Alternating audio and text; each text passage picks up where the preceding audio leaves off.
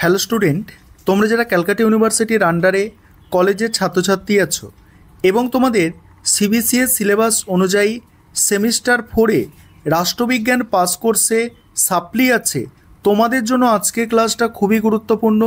আজকের ক্লাসে তোমাদের 100% কমনযোগ্য সাপ্লিমেন্টারি পরীক্ষার সাজেশান নিয়ে আলোচনা করব।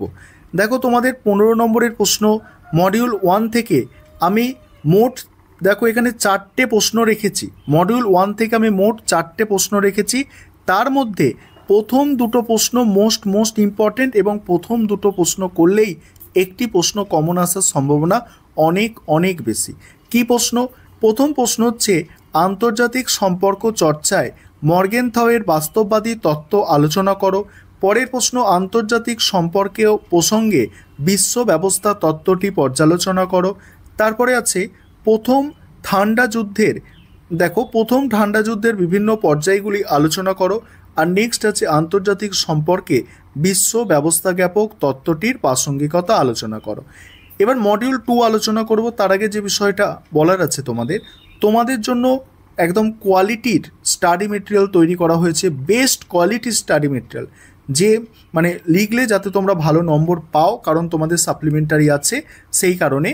আর তোমরা যারা স্টাডি মেটেরিয়ালটা পারচেস করতে চাইছো, নিচে স্ক্রিনে যে নম্বর দেখতে পাচ্ছ এই নম্বরে যোগাযোগ করে সাপ্লিমেন্টারি পরীক্ষার স্টাডি মেটেরিয়াল তোমরা পারচেস করে নিতে পারো। পরীক্ষার 1 মাসের মতো বাকি আছে, বেশি বাকি নেই, এখন থেকে তোমাদের কিন্তু পড়তে হবে। এবারে মডিউল 2 দেখো। মডিউল 2 হচ্ছে আন্তর্জাতিক রাজনীতিতে নতুন শক্তিরূপে গণপ্রজাতন্ত্রী চীনের ভূমিকা।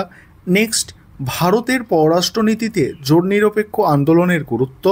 পরের প্রশ্ন ভারতের পররাষ্ট্রনীতির মূল বৈশিষ্ট্য, এবং তারপরেই আছে ভারতের পররাষ্ট্রনীতির অন্যতম নির্ধারক রূপে ইতিহাস, অর্থনীতি এবং আদর্শের গুরুত্ব মূল্যায়ন করো।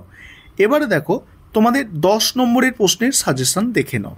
10 নম্বরের প্রশ্ন মডিউল 1 থেকে দেখো, প্রথম প্রশ্ন ঠান্ডা যুদ্ধের প্রথম পর্যায় অর্থাৎ 1945 থেকে যে 50 সেটাকে আলোচনা করতে বলা হয়েছে। সেকেন্ড প্রশ্ন দাঁতাতের উদ্ভবের কারণ চিহ্নিত করো। নেক্সট প্রশ্ন হ্যান্স জে মর্গেনথাউয়ের বাস্তববাদী তত্ত্বের 6টি নীতি উল্লেখ করো।